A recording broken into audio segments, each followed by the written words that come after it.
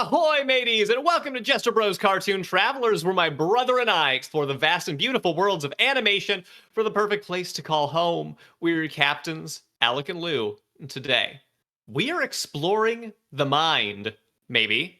How we Maybe. explore is going to be an interesting conversation today. Yes. But, Lou, how are you doing? Well, it's fitting that we started talking about our emotions because I don't have any. No, I'm just kidding. That would make today's podcast very boring, I think. Yeah, if we didn't have emotions, I think it would make it very difficult to relate. I'm good. I saw Inside Out in theaters alone. It's the first time I ever saw a movie alone. Oh, yeah. Okay, I'm actually interested to hear about that. Yeah. I'm making a whole video about it, actually. Great. Okay, well, let me say out of the gate, if you are somebody who has found our channel because you've loved Inside Out and you are interested in hearing more about it, this is going to be a different take. This is not a pure review. We are talking about what it would be like to live in the world of Inside Out, like we do with many other cartoons, movies, and for some context, many of our episodes were podcast only before we have now made our way to YouTube to share new episodes with you here as well. Let us Lou, know. Wait, really quick. Let us know in the comments if you want us to do the whole Pixar verse as the subject of one of these episodes. I just thought about it. While you're down there, don't forget to hit the like and subscribe button. Become a member to support the channel and, helps us do what we do. You got to do it. You got to do the creator shtick. Sorry, everybody. I'm done. It's over. Sure. And Lou, I was just going to say that I know you have a bigger video coming out about your experience watching Inside Out 2, and I'm assuming that there will be a lot more review content in that. Yes. Today, I do think that we should just briefly touch on what we thought of the movie beforehand and recognize that if you haven't seen the movie yet, I doubt there's going to be anything in this that will ruin it for you, but we're not really trying to avoid spoilers today. So just keep that in mind as you listen through. Interesting. Duly noted. I do avoid spoilers in the review, so if you don't want them, you can wait for that. So am I starting with what I thought of the video? What I thought of it? You may say too that spoilers might mean different things to different people. I consider any discussion about a new movie a spoiler, to be honest with you. Oh, I totally do not. No, and let me just say, I managed to go the entire week or two that this movie was out. I saw it yesterday with my wife, without knowing a single thing about it, including the sentiment. I'd seen trailers and that was it. Wait, doesn't that mean technically trailers are spoilers too? They kind of are. I mean, they tease you a little bit, but what I kind of mean is that I don't want to know how people felt about a movie before I see it, because a lot of the time I totally disagree with the, general environment of it, and I get persuaded before I even have a chance to see the film what it's like. Okay, my whole video is actually it's kind of a review, but it's also a meta look at how audience expectation makes us feel differently about movies. So I think you're actually going to get a kick out of how I felt about this. Great. Because also go ahead. Did you also go into it knowing very little, or did you have an idea of what people felt already? I also had only seen the trailers, and I didn't even really remember what I saw, except for that new emotions were being introduced. So, I pretty much knew the premise of the story, and that was about it. Got it. Okay. After I saw it, I watched some stuff. So, I watched the movie, and then I did some video stuff. And then I watched a little bit about what some people thought, but I didn't want to do too much because, I don't want to write about something after hearing a bunch of people's opinions about it. And then I wrote my whole script and shot it, and now I have to edit it, and then I saw more things. So I'm more informed now, in general, of what the consensus is. Great. So with the understanding that people can watch your full review for more information, what was just your, very quick snapshot of how you felt about the film? It was good. I feel like that's a super... The thing is, obviously I don't want to spoil my video because I'm excited about how I'm writing it. I thought that it wasn't as emotional, ironically, as the first one was. And I think that that's not a bad thing. I don't think it's actually necessarily trying to be. And I think that it was a really smart, a really clever look into how emotions affect people. And I was definitely but it still had Disney in it. And I couldn't help but notice that. Okay. Um, I thought it was phenomenal. I loved it. Nice. It was one of, I mean, Pixar for me has actually hit the last few times. I love Elemental. I haven't even I seen love Luke. Elemental yet. Yeah, I love Luca. I thought Turning Red was very good. And as far as it not being emotional, I had the opposite take. I sobbed in the theaters multiple times, more than I cried from the first one. Really? That's so. What was the audience reaction like? Because the audience that I was watching it with, there was not even laughter at the jokes. It was a very dead audience. I mean, we had a smaller crowd, and I heard other people crying. It was a more intimate theater setting. Okay, I get. We're doing the spoilers, right? When were people crying? I don't even know when you would have cried. Oh my gosh, all of the commentary about anxiety. I mean, the amount of people that are affected by that in such a real way and the way they depicted it. Yeah, no, they did that was great. I mean, I've had serious anxiety too, and I loved how they did. Yeah, we're just talking about spoilers, right? All right, everybody, I mean, we can get into it a little bit. Watch my video that's coming out later if you don't want the spoilers, but watch this now if you don't care. The way that they did the panic attack towards the end, which was kind of like the climax of the movie, in my opinion. Yeah. I thought that was brilliant. I loved it. I'm too. like, no, this is how anxiety feels. Y'all did a great job. And as someone who, I don't know, like I've experienced really intense anxiety, like full on panic attacks where you feel like, you know, everything's moving too fast. You have no ability to do anything. You feel like the universe just chained you in place with horrors flashing before your eyes. Mm-hmm. And even though I saw that it got that down really well, it still didn't make me like feel emotional about it. I was just like, nice, y'all are killing this. Good job. Like it didn't. It didn't hit me that way. That could be you as an audience member. Maybe it had to do with the fact that my wife and I were together, relating to each other's experience. Yeah, because you don't have anxiety, or you've never had real anxiety like that, right?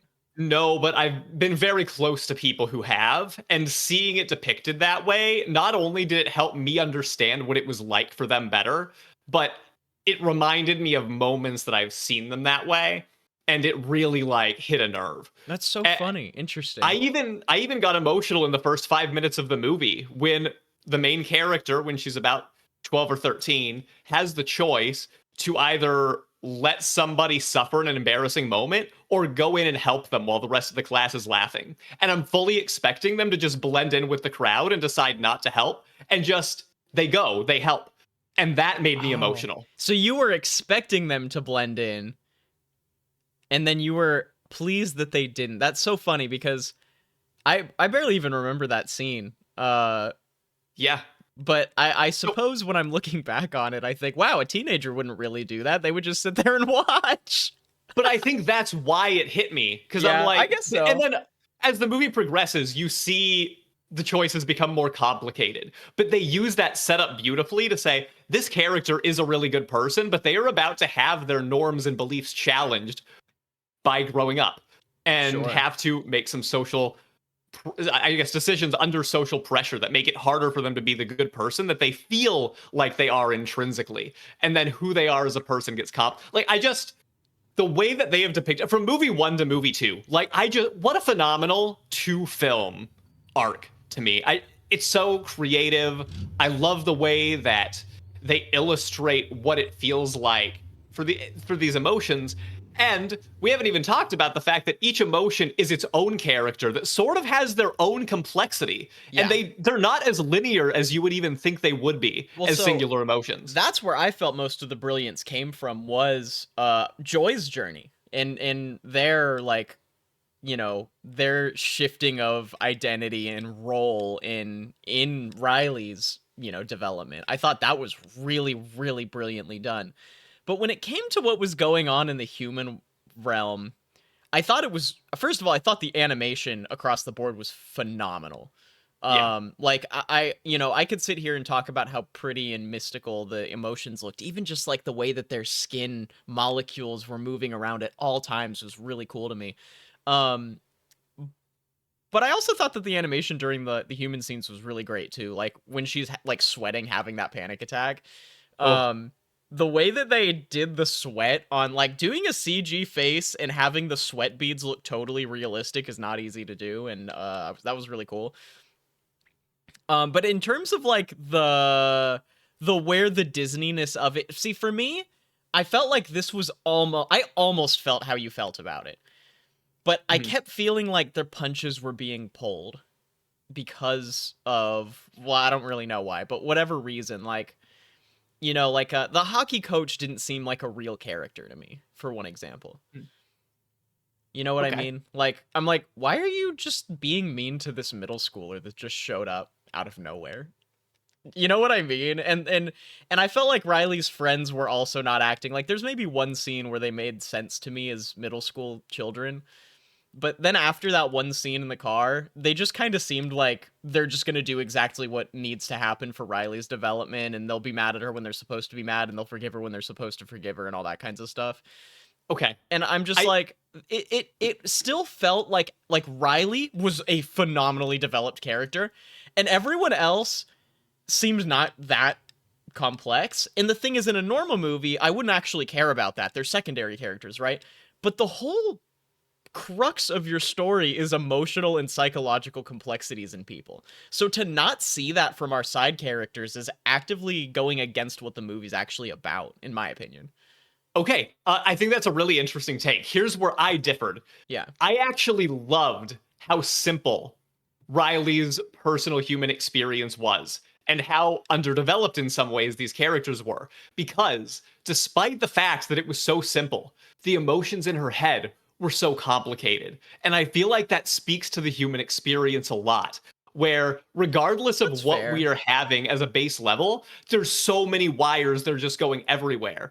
And you think, man, like there's nothing that high stakes about this. You, I don't know. I do understand like demanding more complexity from the other characters, but I think the intention was always for the complexity to be the human mind and not the outside world. That was just to say this is the setting. This is a hockey club summer experience that a little girl is going through as she gets older. And Sure. that's all it needed to be. Yeah, I mean, I can appreciate the perspective of like, oh, it's being told for her from her perspective, so it's, we're just seeing characters and things as she sees them. She sees the hockey coach as simple and mean, so that's how we see them. Like, I guess I can get that. Yeah, I mean, I understand that perspective. And keep in mind, there are characters that we get to see the inside of their heads. And in those moments, they become more complex. But when we don't get that, then we see the characters as a little bit less layered. And I think that is interesting. Like one of the friends, we see their mind, and then we see the mind of the mom and dad also. I think maybe that's why it felt weird, because it's not consistent. Like, why did, if what you're saying is true, why did we have those scenes and get complexity in those moments? You know Because what I I think mean? that they needed to be there as a reminder of, oh, yes, like this person also has their own social world. They're not the main character of this story, but we can glimpse for a second. And we can see what it's like to watch two people need to communicate and figure out how through their own perspectives. See, okay, so I'll do a specific example why that doesn't make sense to me in execution. Like in theory, I get it, but for one of the kid characters to have this moment where they're experiencing regular teen awkwardness in the car, right? And you Mhm. can not all, if you were a third party in that car, you would have seen it too. You know what I mean? Anybody saw that that was awkward as hell, right? Yeah. And then they're just never awkward again for the whole rest of the movie. And I'm just kind of Mm, like, okay, There's a well, what there's a happened? disconnect. There's a disconnect for sure. I mean, and they're kind of like keeping their distance. Yeah, that didn't bother me so much. And Yeah, we it felt we weird to will me. get to the conversation by the way about what it would be like to actually be in this world. But I think Yeah, spending a few minutes, it is a brand new movie and yeah, we want to yeah, share our yeah. thought. Well, and then my big issue with the end of the movie that took points off of me for being like seriously impressed was that again, this is all about emotional complexity and how the human spirit is complicated and anxieties are real and we have struggles. It last spoiler warning, it ended like so fairy tale. You know what I mean? Like, well, happily ever after, she's still friends with her friends, she's gonna make the hockey team, and she's just perfect. Like every teenager feels. Like, that is the exact opposite of the whole story that you've been trying to tell. You cannot have that wrapped up of a perfect ending for a movie like this. You know I what don't I think it mean? takes away from it. I understand what you mean. I understand it's like, I bet that they wondered, do we have this ending be happy or not? It's not about it being happy, it's about it being perfect. Like, they're like, even the little narration that Joy did at the end, and that's just our Riley. Sometimes she's mad, sometimes she's angry, but at the end of the day, she's the protagonist of the story, and she's gonna absolutely be totally fine no matter what happens. It's like, no, nobody died, no consequences were seen of any of your actions, you barely even learned anything as a result of all of this. Yeah, but it's not completely about that. It's about what it's like to go through all of these mental gymnastics to try to improve your standing. Yeah, And I mean, it be was the very happiest slice you of can be. lifey. It reminded me like a slice of life anime. Nice. Well, I think that this is a good way to transition into actually exploring this world.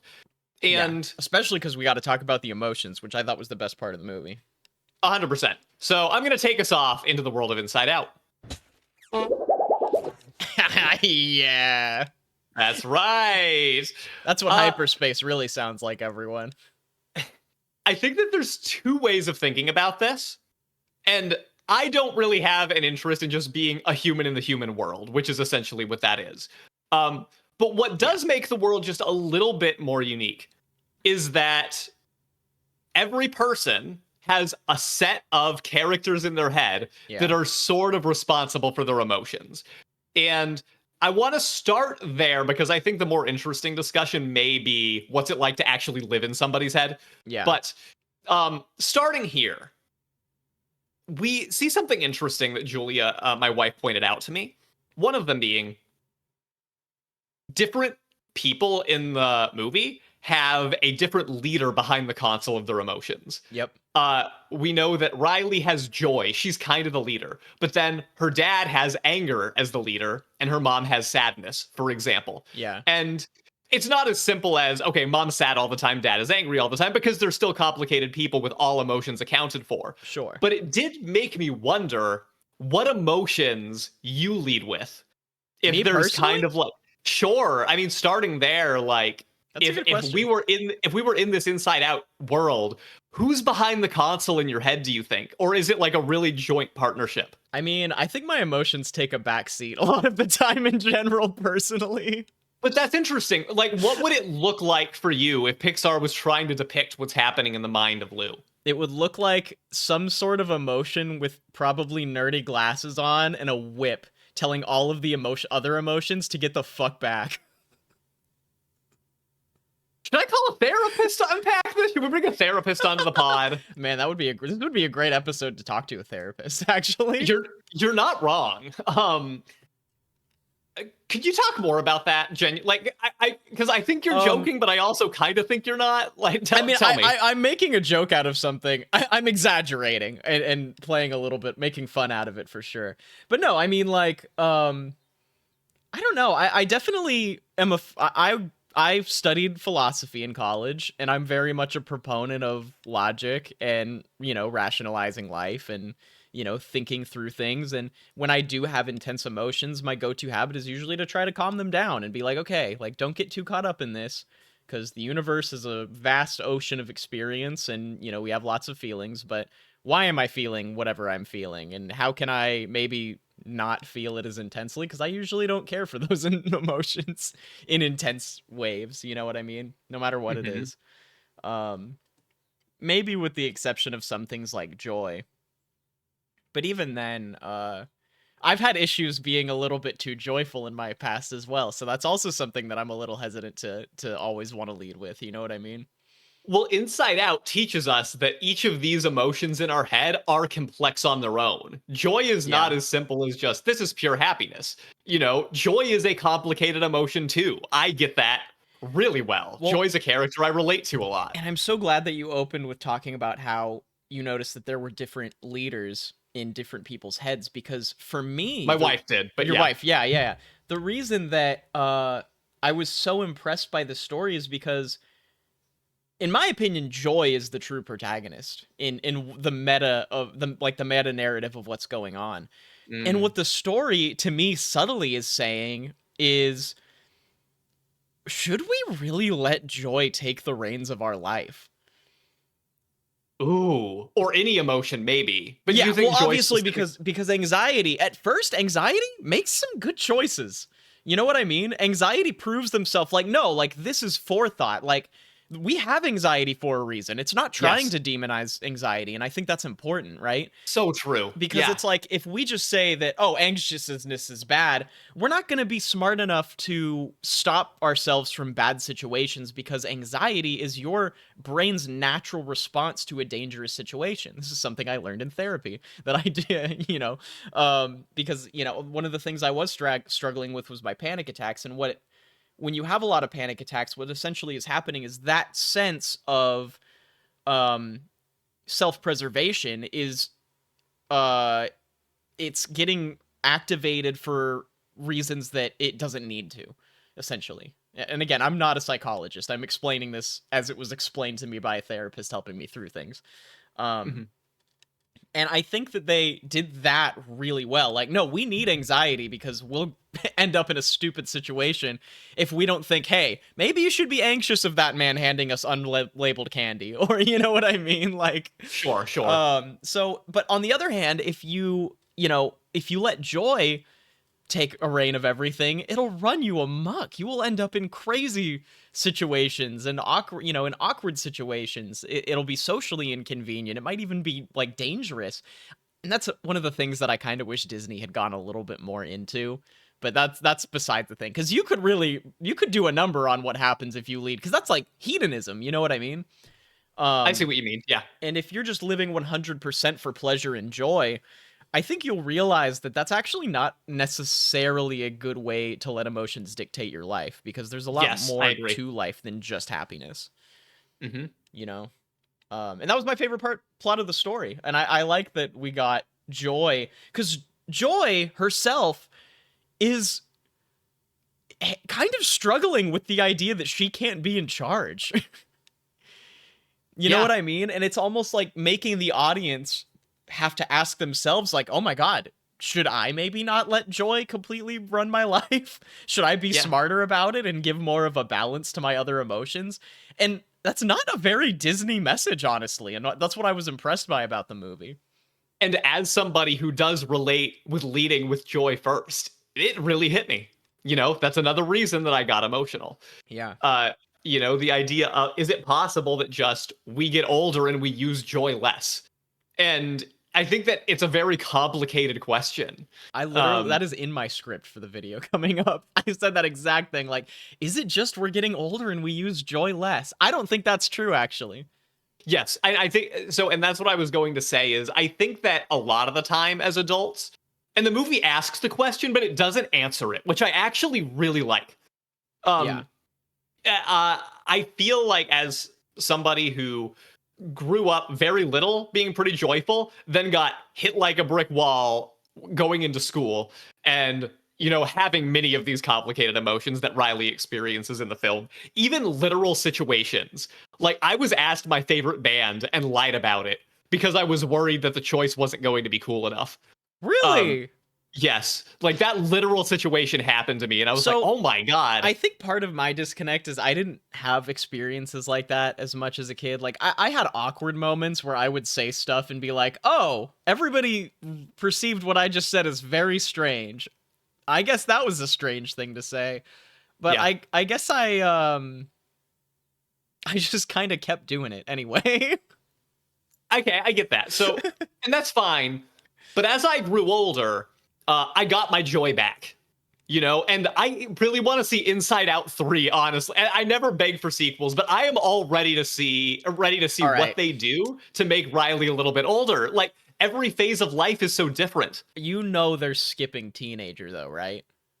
I don't think they need to go far. Like, I think they can go straight to college, basically the same way that they did Toy Story 3, where Andy went off to college. I think that's the Maybe. timeline I you think maybe follow. they'd go I, straight to adult. Cuz the thing is, like, how does Disney have horny?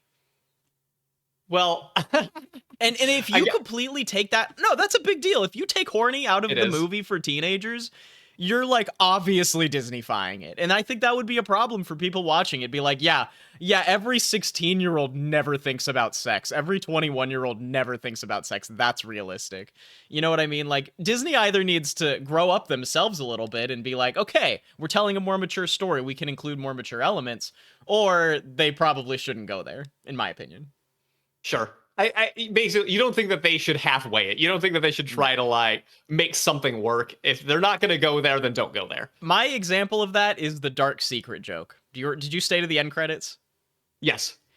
When the end credits finished in my theater experience, one person literally stood up and go, "We waited that whole time for that?" Yeah, I was also hoping that the dark secret was a little bit more. We won't tell you what it is. No, That would be, I won't I guess, spoil somewhat of a that. spoiler. But what I will say is, for teeing up a joke of being a dark secret in a teenage mind, the payoff was so weak. It was so weak, dude. You teed that up to be really funny, and everyone's at the theaters like, is Disney gonna make a really, really good joke? And then they made like a totally like elementary school, not even controversial at all joke, and I'm just like, oh, wasted opportunity. Too bad. You know. Fair enough. Yeah. Well, let me ask. Are there any emotions that you think would be not even necessarily to add to Riley's brain? Because I actually feel like Sure. emotions could differ depending on the character. There could be some emotions that are present in certain people's panels, and maybe certain emotions that are much less present or somewhere else in there. Yeah. Any other emotions that you would like to see explored, or ones that you maybe could picture in your own mind if you were living in this universe? You know, that's a tough question. Also, sorry if suddenly people start hearing bass fucking coming up from my floor. It's my downstairs neighbor that plays bass music way too loud, and I hate it. So far, it sounds okay, I think. Yeah, okay. See, this movie is weird for me because I'm not a very emotionally in touch person, to be honest. Okay, Like sure. I was saying, like you know, my go-to feelings are, I don't want to say I'm like a phony person or something like that, but like when I'm in a social situation, I'm very much in flow. Like I'm not really emotionally reacting to things. I'm just there socializing. And I think people perceive it as me being very positive and very upbeat. Whereas internally, it doesn't even like, I guess I'm being positive, but it feels just like it feels more like I'm just being polite and excited to be alive, I guess. Mm-hmm. And the combination of politeness and excitedness for just being in the situation, you know, shows some sense of positivity. But in terms of like my personal feelings about like what I might add, If I can really say, can't think of any. I feel like ennui is going to be a big part of your control panel because you are like. Is that boredom? That was boredom, right? Not exactly. I mean, it's almost more like nonchalant, hey, I'm just here a little bit. Sure. I do feel like it's you're very cool. Like all of my friends when they meet you, they're like, "Dang, your brother is so cool." And I feel like even the audience, it's like, "This guy's cool." I don't have any of that, dude. I am pretty fair, but is that an emotion? That's more of just a perception thing, isn't it? Well, there's a great scene. The only contribution ennui makes the entire time that's positive is when Riley's trying to figure out how to fit in, and they're just like, "Pockets are there for a reason." And she puts her hands in her pockets, and suddenly she knows what to do with her hands. Yo, it's that's a real thing, though. That is a real thing. I was a natural pocket hander. Now I spin poi, so I just do that everywhere. But even what you're saying right now, you know, I'm not that in touch with my emotions. You know, I'm just kind of at a party having a good time, being myself. Like, it's very ennui, I gotta say. It's not really a feeling, though. That seems more like a way that I guess not. That's a way that people carry themselves. I don't know. I don't know what ennui means. I didn't get, like, to me, I'm like, oh, is this like emo? Is that what this is going for? But isn't that sadness? Like, I don't know. It's kind of that teenage feeling of ambivalence of, okay, sure, cool, short. Cockiness. We didn't get that.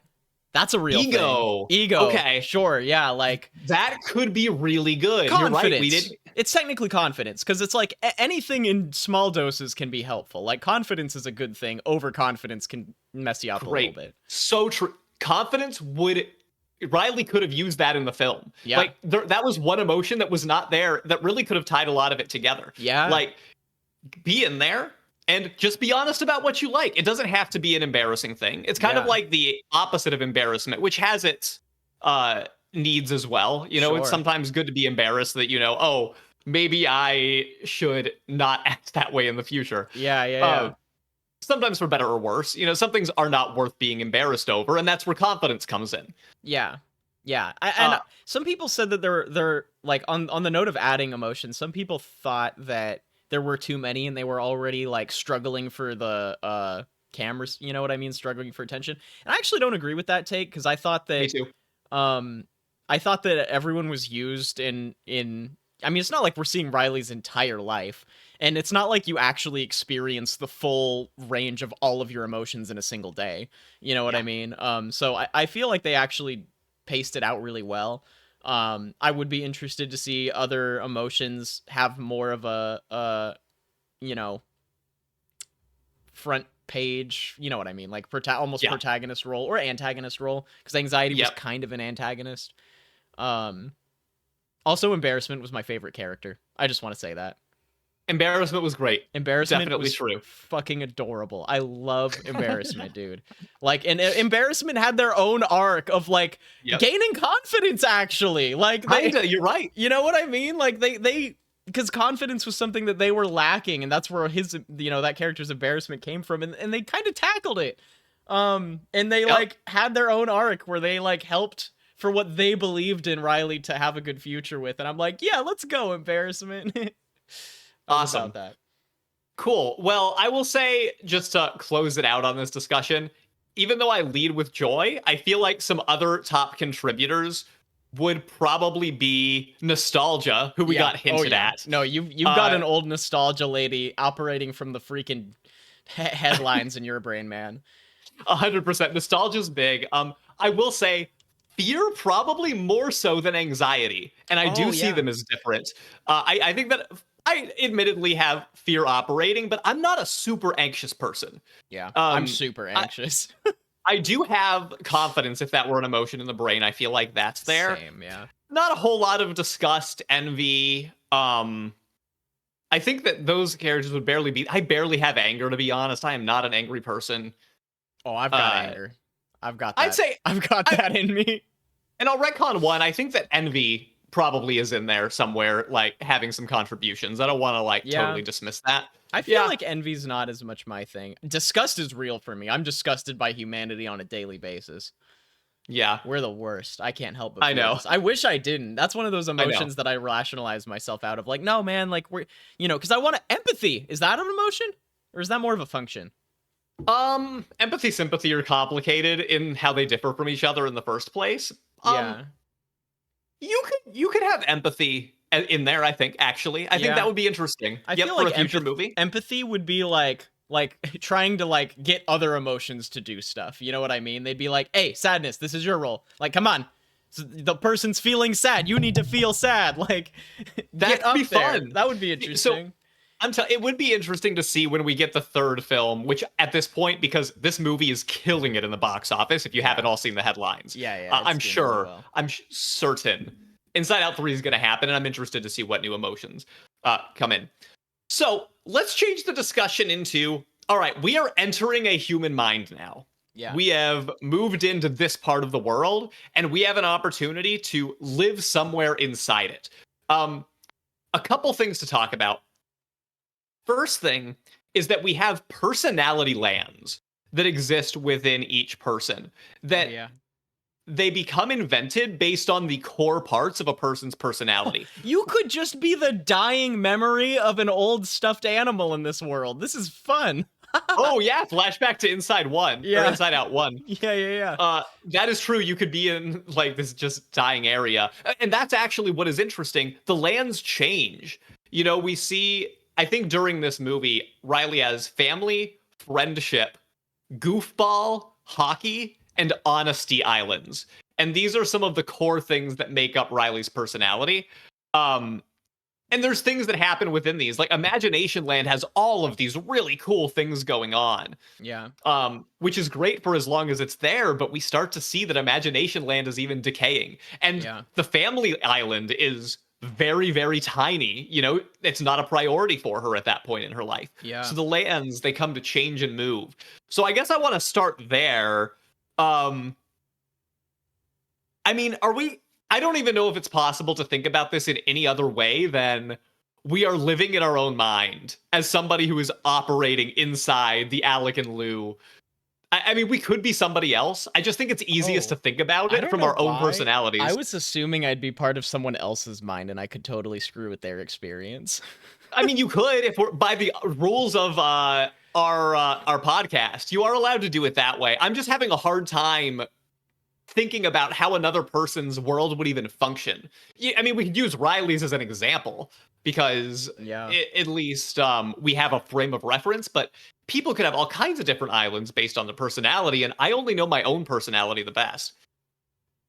We could screw with each other. I show up in Alec's head as like lust. God, I freaking hate you. No. Be like, hey, be attracted to this thing. That'll mess with his sense of perception. That'll be great. Yeah, I mean, lust is kind of that emotion that if we were to adultify this a little bit, that's probably the best direction to go. Oh yeah, lust, horniness. Just keep like it that way.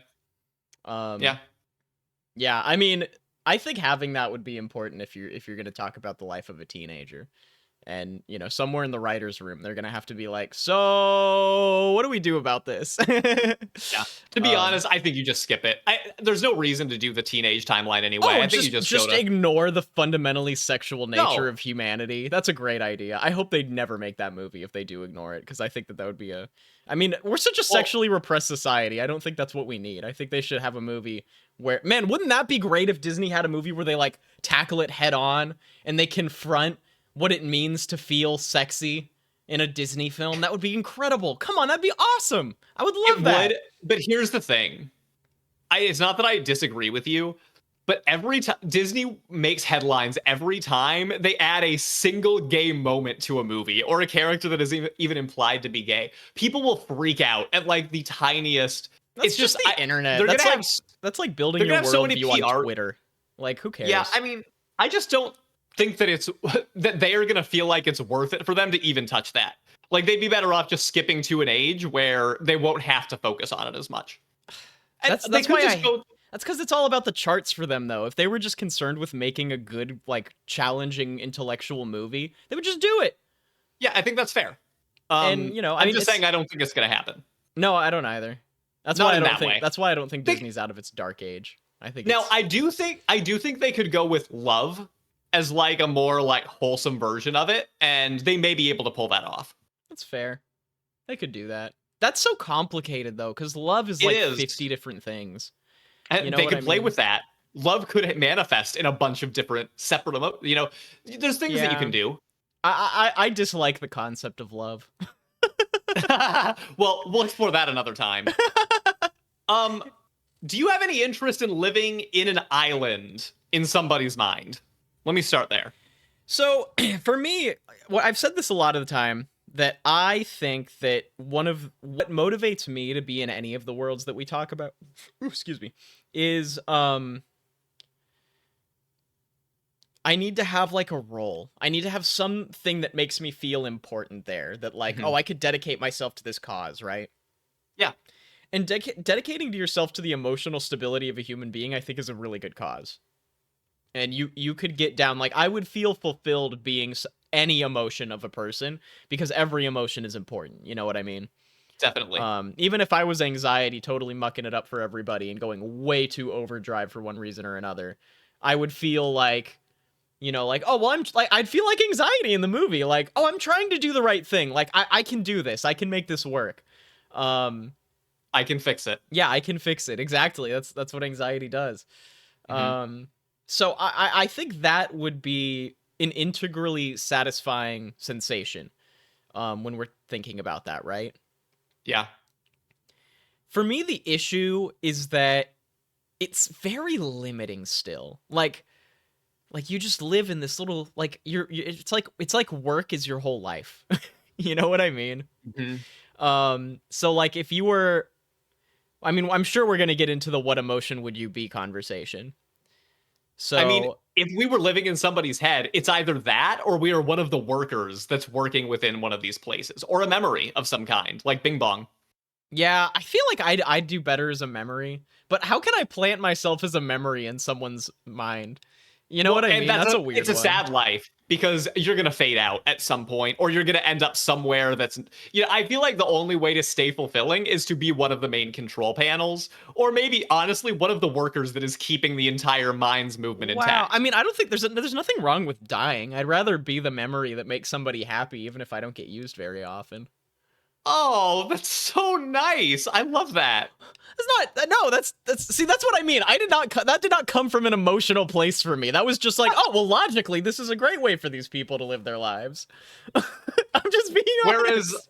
whereas I'm like, well, I don't want to fade away. Like I've got all of these other Oh, cool we're things all that I gonna could do. die. Even if you're one of the head emotions, you're gonna die as soon as your overlord does. I guess that's true.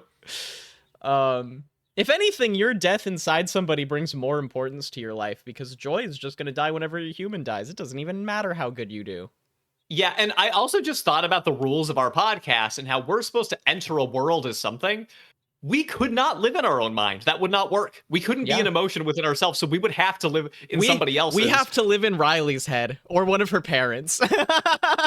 I think we could live in any characters or anybody on the planet, to be honest with you. Yeah. All right, let's But extend it to the Pixar verse. I would be the cool guy in Lightning McQueen's head. No, I'm just kidding. this is hard, to be honest. I don't want the responsibility of picking the person whose head I decide to control. Okay, well, let's first of all, let's think about it this way. I want to break it down. Yes. What emotion, because the one that I might naturally be is definitely not the one that I would choose to be. So, what emotion do you think you would naturally be in a person?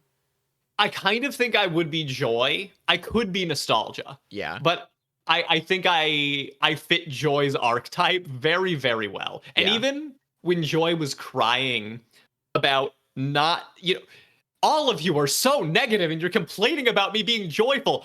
I'm keeping the ship together.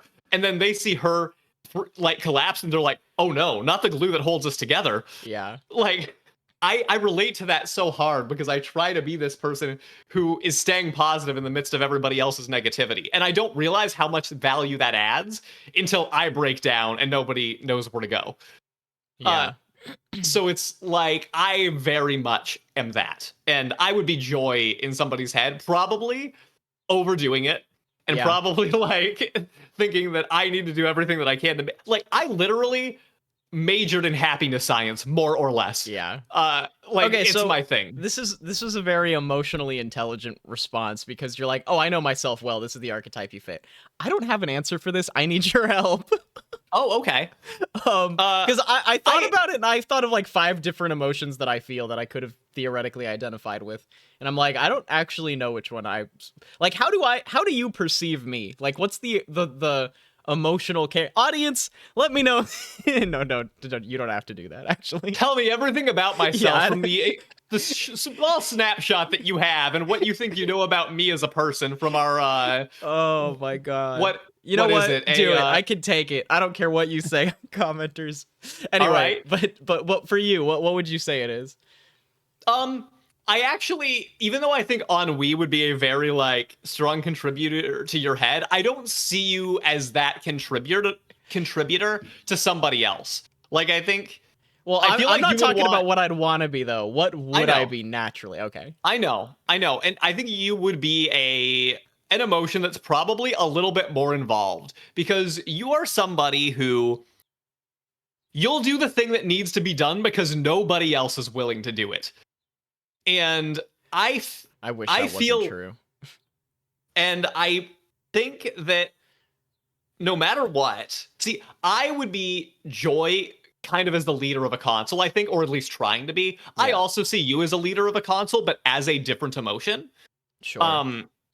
I honestly think that you would be logic. That's not an emotion though. I think it kind of is. It's rationalizing things. It's putting pieces together. I'm the guy with the whip silencing all the other emotions. No.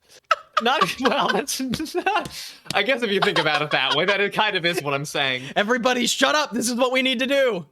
But I'm sad about that choice. I don't give a fuck what you think, Sadness. You get in the corner and cry, but don't let our human cry.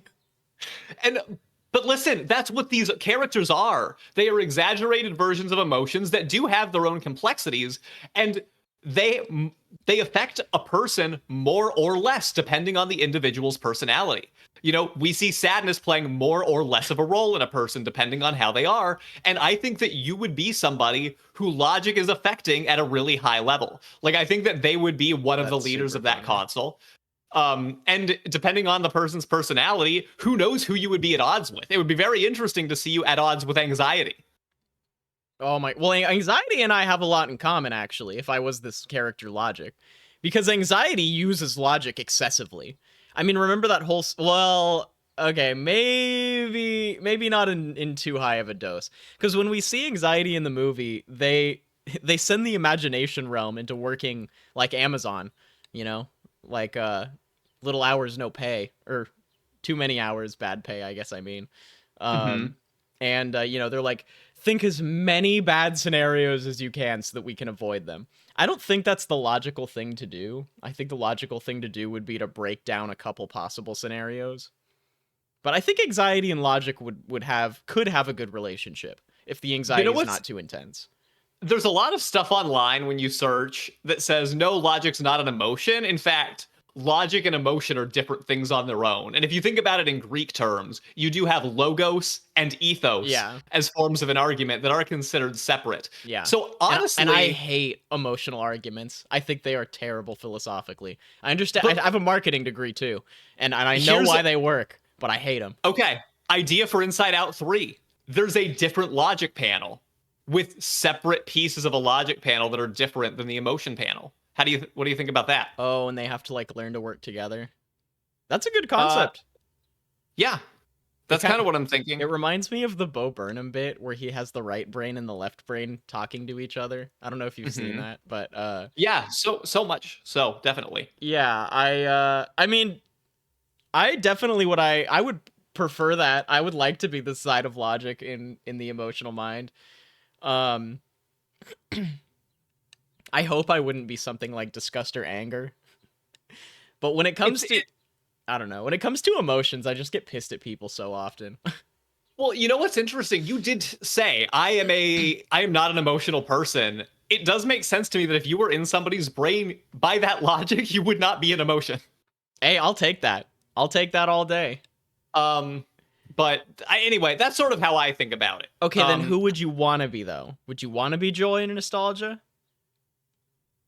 I actually would like the opportunity to be nostalgia for somebody because I really believe in the power of what healthy nostalgia can do. And I think I could make a really big, I think I could make a better difference as nostalgia than I actually could with joy. Because I think that I could overdo it and actually end up inadvertently hurting somebody by trying to overdo it with joy. Whereas I think I have a really good feel for what the right amount of nostalgia is. In fact, I might be better as almost any other emotion in a weird way, because I've never thought about this before, but you know, I put happiness first all the time. And I've had a lot of people tell me like, you know, we're not looking for that level. You know, it's like I almost stress people out sometimes by trying to be too helpful in terms of helping them work out their happiness. Well, you know what's funny? I feel like I was just thinking about this. I think joy is only one part of happiness. Does that make sense? Like joy is the emotion that we see in Inside Out.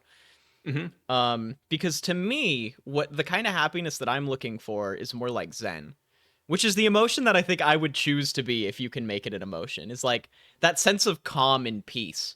You know what I mean? Where like I mean, the times that I've experienced it are like when you're on a run for a really long time and you like settle into a sense of flow, or you're meditating, or, you know, however you get there. That sense of just like peace with existence. It's not even calm. It's like, it's different than that. It's like a total acceptance of where you are in the universe at the time. You know what I mean? That's what I'd want to be. I don't think I embody that as much as I wish I did, though. Sure, everything is a piece of happiness. And by your reasoning, I mean, I could also do very well as anger. You know, anger weirdly is a piece of happiness too, because You don't have an angry bone in your body, though.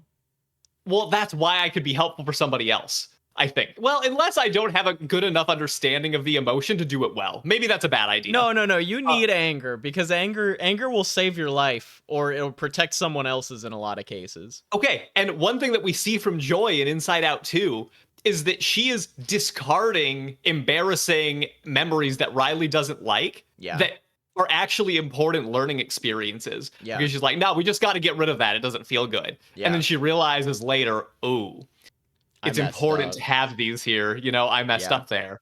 So anyway, fascinated by that whole conversation. Really so interesting. Oh, and I remember when they told Joy that they were delusional, and they were just like, "Of course I'm delusional." Yes. Okay, like, that was the moment I was trying to allude to earlier, but I forgot that's how it happened. Yeah. I'm like, "That's Alec." No, I'm just kidding. Exactly, though. That's what I thought. Like, yes, I am delusional a little bit, but I own it. But you know, I own it. I think that depends on who you ask. Sometimes, no, I'm just kidding. I'm serious when I say that, like, this might be too hot of a take, but I do believe that all of the happiest people have at least a little bit of delusion. You know, maybe not every single one, but I think that there are I'm not saying a lot. But I think that there is some level of happiness means something different to me, though. Yeah, that's true. Because I don't think delusion brings happiness. I think it brings joy. I didn't say that it brought happiness. I think that in some ways, like, I feel like my delusion protects me in some ways. Sure. And it makes certain things easier for me to swallow, which are very heavy and hard to accept sometimes. But I think that different people handle that in different ways. I think it's complicated. I mean, I'm under the so you know how there's like sort of I call it a mischaracterization of like people who study philosophy that they always end up depressed. Yeah. I think that's crap. I think that just because like 4 famous philosophers were like famously depressed, that people think that it happens to everyone. And like I just don't think that's true. I understand why people think that that's true, but like, you know, I think that if you really rationalize as many elements of life as you can, it doesn't make sense to be depressed. Yeah. And I also think that you can be super happy and not delusional. Yeah. Also, I just want to clarify to everybody that we're talking like, obviously depression is like a psychological illness, and I don't want to undercut that. Like, you can have depression and it's not like related to philosophy on any level. Like, I'm very aware of that. I just felt like that was important to say. Yeah. No, I'm glad that you did. Because I also, that is a term that people kind of throw around, and it's important to acknowledge that it's a little different. Okay, so I think that we've really talked this through. I'm kind of curious what you think some of your personality islands would be, because I found it interesting that Riley had a whole island for hockey, because I am somebody that genuinely Disney is such a big part of my life that it totally You'd have a little Disneyland in your head. That'd be so fucking funny. Yeah, dude, it would so seriously be there and be very expansive. Yeah, because it's a big part of my life. It always has been. I worked there 10 years. Most of my friends came from that experience. I still think about it. I still consume the content as a fan. I mean, and it could even have like cartoon elements. Like, it could be a cartoon land that's very heavily influenced by Disney. Yeah. I would definitely have a Wonderland in mine. Good. I would have family and friendship for sure. Yeah, that'd be up there for me. And I think nature would be actually adventure. I would have an adventure island for sure. Yeah. Yeah. I hate to... I love fantasy, everybody. Like, I really would have a Wonderland thing. Yeah. I try to be subtle about things I've been into in my life, but I get, you know, it really was a big part of my identity. I was really into like trippy culture for a very long time, and that art style and music and, you know, the history of all of it and how it developed with the Grateful Dead and stuff. And you know, I can't say that's not a huge part of my life. Right. These islands expand and decrease at different parts of our life. And sometimes they're there in less prominence than they were. Yeah. But sometimes they're still there, like we see with Riley and her family. Yeah. I mean, there was a time that Wonderland was such a part of my life that all I saw was colors everywhere. Oh no, but now it's smaller. Um, Well, the colors aren't, but in general, the land should be. oh. I mean, any other like big things that you think make up your personality that you could see having an entire island dedicated to them? Do you think philosophy could be its own island? Yeah, I mean, philosophy and like, that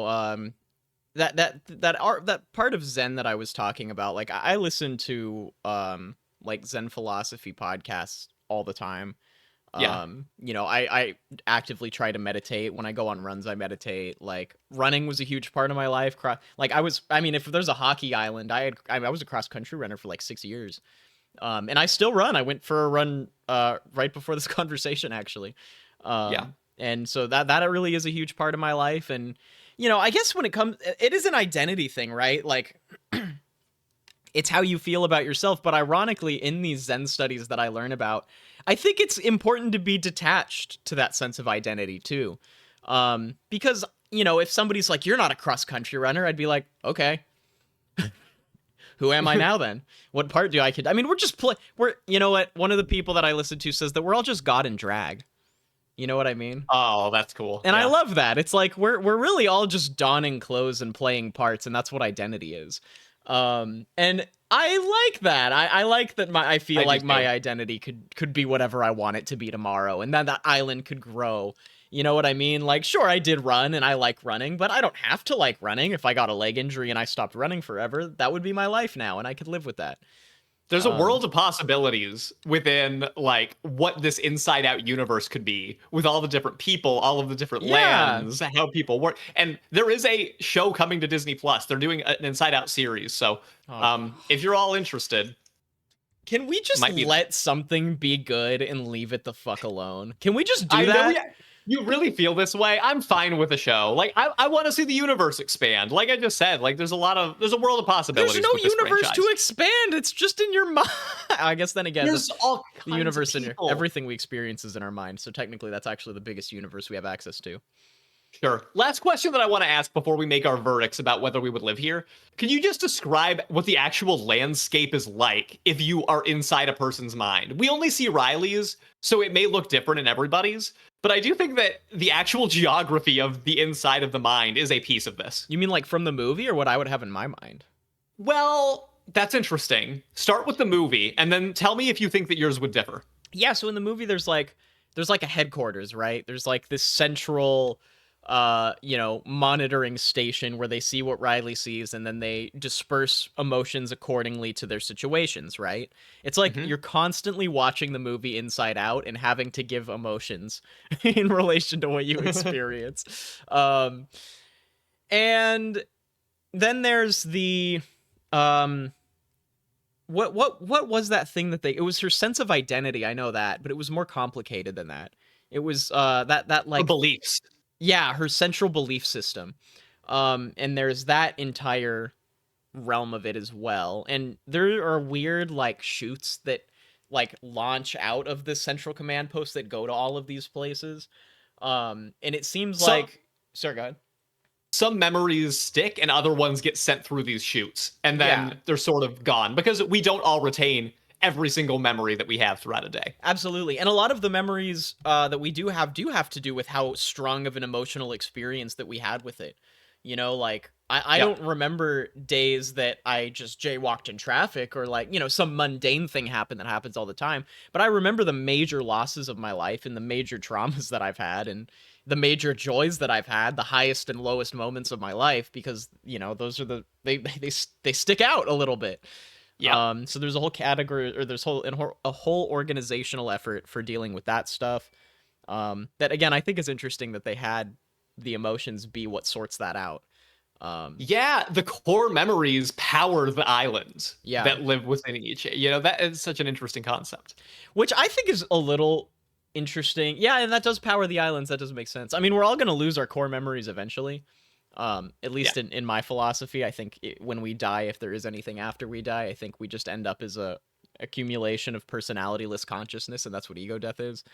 And And then, we don't really have any sense of memories that carries on because memories are a function of our brains, which we don't have when we die anymore, assuming that consciousness still exists. Haha. But yeah, so I think that it's really interesting. It's a good system that they have. It's very creative. I said that it wasn't very expansive because it's all in your mind, but that's actually not true. There's a lot that you could do with this world and in how the mind develops. And then I don't remember where did they just go to the memory zone for the stuffed animal in the first one? I think that they also explored a little bit more to get there. But I think it's also worth stating, the memory zone includes this past memory that is starting to fade. And this world, it's very colorful, but it's also very fragile. Yeah. You see that at a given time, depending on how the person is feeling and how their emotions and memories change, that any of these places could just disappear and sort of morph into something new. We see her belief system change in the film. That was they did that in such a cool way too. That was one of my favorite parts of the movie. I want to clarify for people. I did really like this movie. I give it a high score. I just like analyzing things critically. So that's why I talk about the bad elements of a film and I act like I think that it's horrible for that reason. I don't. I think the movie was overall did way more good things than bad things. It's just I like analyzing the film. That's the fun part for me. And when I give something, if I give a movie a B, that means I think it's really, really, really, really, really good. Because being an A or a perfect movie is like 1 in a million. You know what I mean? Yeah. I mean, you're a tough critic, but it's because you care about the stuff. Yeah, it's because I care about the art form, and I think it's important to recognize the most brilliant stuff out there and how so much other stuff pales in comparison. Well, and that's why I like our dichotomy, because I love so many things. I give so many things a 10 out of 10. I just that immersed me. I loved it. It was so much fun. Yo, I'm on the right and you're on the left. We represent the halves of the brain. Yeah, how about that for this discussion? I don't actually believe in that, but... I've got the emotional control panel. You've got the logical control panel. Now let's just go fuck up somebody's life. Yeah, that's what I'm talking about. You and I could be in this world together fucking up someone's life. Well, let me ask then, is that good enough to make this a place that you would want to live? Not asking would you move from your current place, but would you live in somebody's mind in the Inside Out universe? It's a tough one. This one's really close. Is. It is weird. It's a weird, because in a weird way, you're kind of asking if you'd kind of be like, you're almost like a guardian angel in a weird way to a person, but you have even more of a role than that. Like being a guardian angel, you could do whatever you want. You could just leave them and be like, they'll figure it out for a while, and then show up at their worst moment and be like, I'm here to save you now. But being an emotion person, like, you're very involved. That's tough. I think I would. I think I can't help. I want to say no because the human experience is usually not something that I'm as interested in as a lot of the fantasy things that we experience. Talking in the show. But I don't think I could resist. I think it's too unique of an idea, and I couldn't help but want to live there just to know how it works and learn about it. You know what I mean? Yeah. Like, regardless of what role I had, even if I was logic or in an emotion or one of the people who's working on the mainframe and introducing new emotions, all of that stuff, I couldn't help but just be kind of blown away and fascinated that I was there helping somebody be alive. Yeah. Yeah. I mean, you're kind of talking me into a little bit because I'm also on the fence. What would you be in the world, though? Do you know? Because you would have to pick an emotion if that's... Unless we are going by... There's a logic panel that's been unexplored on the movie. Dude, honestly, I feel like being logic would be so boring. Like, they rely on you for so much, and then you're never appreciated because your emotions always take precedence. So I think I would rather be the emotion of Zen. And okay. And I imagine how cool Zen. Imagine how cool that would look visually in that world. Like, Zen would be the sickest looking emotion with the way that the skin molecules are moving around and they're all ethereal like that'd be so cool. You could float. Yeah. You could be a character who's meditating in the mind. How about that? I love that. That's so good. That is dang. That would be sick. Where do I live? Free idea, Pixar. That sounds really, really sick. It's not free. I want royalties. No, I'm just kidding. Yeah, Uh, that would be in some ways that's almost what I meant by ennui. It's a more grown-up version of it, I think. yeah, because it's like it's nonchalant but with spiritual intention. You know what I mean? Yeah, it's not somebody who's just like, "Oh, I'm just hanging on my phone." It's I'm nonchalant because it's a good way to live life. It's a present Yeah, moment experience. Okay, that's wonderful. I will say I also would say yes. I'd be willing to live in this world, and I think I would probably thrive the best, even if I would be Joy if I was typecast. I think I would try to be nostalgia because again, yeah, I think I have a really good understanding. Like I've done a lot of research on nostalgia. It's a very positive emotion for me, even though I know that it's a negative one for many others. And yeah, I just think that I could do some good. And I think it would be worth it because the world is interesting and different. And like you said, the idea of being in a role like that is such a mind blowing. It's a very different type of thing that we will ever get to do yeah, in this thought experiment. yeah. Being It an really actual is. emotion in a person's brain. Yeah. Um, with that said, though, would you leave the Boiling Isles from Owl House, which you are currently living in? I Oh wait, did you move last time, did or I were move? you? Where were No, we? yeah, you decided to go to One Piece, didn't you? Oh yeah, I did go to One Piece. Yes, you've moved. I'm sorry. My apologies. Oh shoot. And you said I might regret that. Oh, then again, being on that pirate crew would be sick. Yeah, I just thought that it was going to be dangerous. You talked me into a yes, but I didn't want to leave where I was. Tough one. Oh, lose I'm really more on the thinking fence than about I it. was like.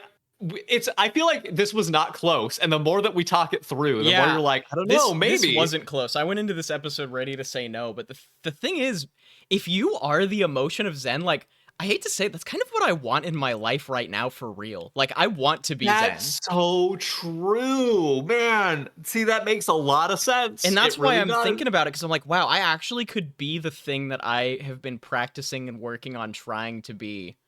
And then I could be that for someone else constantly. Yeah, And like that definitely. sounds so fulfilling to me in so many ways. And hell, and in this scenario, I could even choose who I wanted to be it for. I really could be like, I'm gonna be the Zen of Mike Wazowski.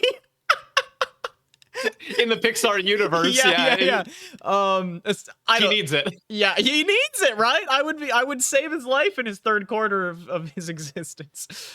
I think I'd have to think too hard about who I would actually want to. Like if I did choose a Yeah, Pixar character, yeah, who it would want to be.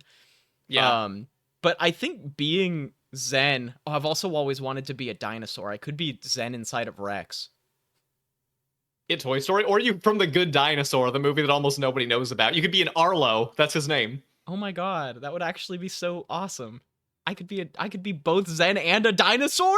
Wait a minute. All right, I'm not gonna say for sure. I'm gonna have to think about it till next time what character I'd be. But I actually Okay. think I'm moving. I think I'm gonna be Zen in Inside Awesome. Out. I as much as I love One Piece and I love that I could be part of that political thing going on, and that means a lot to me. This is like kind of one of the this is one of the big goals of my life. You know what I mean? It'll be weird for me to ever say that I would want to move away from being Zen. Yeah. That's something that I Man, want so bad. That's so interesting. well, at least you got to live in the One Piece world for one episode. 2 episodes if you count our bonus episode on the state of animation. Yeah, you're right. That's Uh, funny. okay. I mean, you got really close to talking me into it. Wow. This is Inside still Out. it's such a big responsibility for me. I do like the idea of us both living in somebody's mind, you being Zen and me being nostalgia. That would I be think that fun. would be a ride. That would be But hilarious.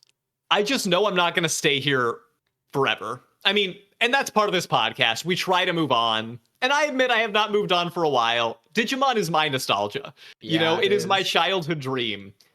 And it is dangerous, and I'm ready to leave. Like, I will You leave when the could right opportunity comes provide around. that feeling and feel it forever for someone else. That's why you're there. If anything, it Man. makes more sense to be here. And I can manipulate my way into watching all of the favorite things that we are nostalgic for. You could. I couldn't Go help to with that 'cause I'd be Disneyland. Zen, but Oh man, you know what? I'm not gonna say I'm gonna stay here long, but I've been ready to make a move. let's Let's just go. for a little bit. Let's you and I kick it in somebody's brain. You Let's be Zen, go, me be dude. nostalgia. Let's do fun. Yo, You I know we're love having it. a good time here. Let's go, dude. All right, so okay, well, you know what? Since we're in the same brain, we gotta break this down before the end of the episode. Which Pixar Okay, character okay, are we okay, larping into? okay. I'm out on Arlo. I feel like Yeah, I'm the out on Good that too. Dinosaur is it. I hate it less than many people. I'll say that, but it's not a lot of people's favorite. I've never even seen it. I don't even know it that well. That's okay. It's complicated because we got very close to living in the world of Coco, I was and if we were just in that, thinking that. you know, I'm thinking if we were in that world, we also get to see the beautiful visuals of the land of the dead after we pass. Yo, we could be the emotional processing of one of the like legendary beasts. That's interesting. That would be I think crazy. it would be. I think I still want something a little bit more human because I understand what it's like to be human more. I Fine. feel like That's we would fair. have a harder time doing that for a beast. That's fair. That's fair. And somebody That's like fair. honestly, just the main character, Miguel, I think, would be pretty interesting. You know, Yeah, but he's not in the land of the dead very long until that's he true. It would dies. maybe be better to be somebody who has already passed and is trying to be at peace in the afterlife. Yeah. Yeah, that's an Yeah. option. Oh, what about the protagonist from Soul? Oh, I mean, that would be really interesting. Dude, you would have But such he kinda sick has memories. but he's got like a whole different conscious system. That's like its own episode in terms of how you fit Oh into yeah, the world of that is Soul. that's a good point. That is its own Um, episode. man, I was thinking about making a video about Soul too, actually. We could do not Mike Wazowski. Sully. we could. I think the world of Monstropolis is interesting. Also, another episode down the road, perhaps. We could Man, do I Finding wanna. Nemo too. Finding Nemo, they have human personalities, so we could still like, That's true. draw that line. Yeah, Under the Sea would be kind of interesting. Oh, wait, Which I think eventually we want to do an Under the Sea episode. It could be Nemo, could be Little Mermaid, Yeah. something along those lines. Maybe coming up. Nemo would be a good one for it. All right, let me just look at a list of Pixar movies and see if anything jumps out. What about somebody like Linguini from Ratatouille? Yo, I don't know why that actually sounds really lit. I think it's because we have similar energy to him in different ways. Yeah, I actually do kind of relate to Linguini in a weird way. Like, I feel like imagine he's like in his 60s, and he's this like renowned. Well, I guess he never actually learned how to cook. It was the rat. Which is pretty funny because technically anyone could cook. Still, though, it'd be cool to be him and like have that balance of zen and nostalgia. Imagine that man's circuit board. Like, Oh I my feel like lord. we could, and I think we both understand him well enough, probably, and maybe have some relate. Like, I could see us being part of that man's brain. Dude, that'd be a cool one to be. Let's do that. Let's be like, Actually, okay. I like that. That's hilarious. We're gonna be emotions inside the head of Linguini from Ratatouille. It's canon. I am Linguini Zen now. I am all of the Wait, before we make this choice, is there anyone in any Disney movie that has like a more important role for society that we should care this man's about? a chef. How can you be more important than that? I mean, The Incredibles have an important role, but I don't want to be a superhero No, I don't wanna or be a inside their mind. No. I do not want to be anywhere near the mind of a superhero. Except, Yeah. wait, Frozone. That would be fun. Dude, but being the Zen of Frozone would be sick. I don't think I relate to Frozone enough, though, as a person. Yeah, Like, that's fair. I would have a hard time, like, getting in his brain. I think there's some cool characters from Luca, which you probably haven't seen. No, I haven't seen it yet. Have you seen Elemental yet? No, I haven't. Okay, Wade is a character that I relate to a lot as well, and I Okay. think that you would find some identity in. I didn't realize I was so behind on Pixar. I always identify as seeing everything. I need to see more films. No, Elemental's great. That one of my favorite Pixar movies, so that could be and they've got an entire city that's worth talking about at some point. Yeah. Really cool location. Okay. So, okay, I think let's go with Linguini. I think that that's one that both of us understand. And I thought about Toy Story. I just don't think those characters are complex enough. Yeah, I'm not interested in Toy Story. There are some good ones. Even Ember from Elemental, again, it doesn't mean anything to you, but she would also be interesting. Yeah. Especially, she's somebody who has anger probably piloting the ship, but it could be useful to have somebody like us in Would there, you want to be in Ember? Because I love fire spinning, and being the Zen of fire sounds like super awesome to me. The truth is, I would want you to see the movie first before we landed on that conclusion. That's fair. Just the idea of being the force of Zen inside of a fire just sounds really appealing to me. So I would choose that if that's something that resonates with you. Yeah, I mean, I would also be Hector from Coco, who is the guy who's passed, and he's, I think, a very complex character. Oh, was he the cool one? Yeah. I'd be Hector. I'd be down to settle for that too. Oh man, okay, but Hector Linguini is the difference that we want to be in the land of the dead. We want to kill two birds with one stone. A little bit. I just feel like Linguini. There's something about it that feels right. Yeah, that does seem. We like already an said it was interesting canon. life. Yeah, and I guess the other guy doesn't do anything for society either. Yeah, and I think nostalgia is very interesting in an active life versus one that's passed on. I would be interested to give that a try too, but well, Pixar doesn't really tackle things like war very often, do they? Not really, no. I've been watching too much anime. Hasn't really, yeah. All right. Yeah. Are we locked down on Linguini? Yeah, I'm down. All right. In that case, we will see you all next week. This was very fun. That's super funny. I love this. I enjoyed this very, very much. This was a great one. All right. Thanks, everybody, especially if you tuned in this long. Watch our old episodes if you want. Yep. And leave comments for the type of episodes that you would like to see. The more comments that we see, the more that we know people are listening to this. Yes. So even if you're just like, I'm on board the ship, I'm here and I am trying to pick my world too. And I hope that you all find the perfect world for yourselves. Yes, indeed. And that Inside Out comprehensive video that I think will be interesting will be coming soon. And that's all I got. Hit the subscribe button, like the video, become a member, and you get access to these early also. And I've actually been really good about getting them out early, so. Heck yeah, man. All right. Well, thanks, everybody. We'll see you next time.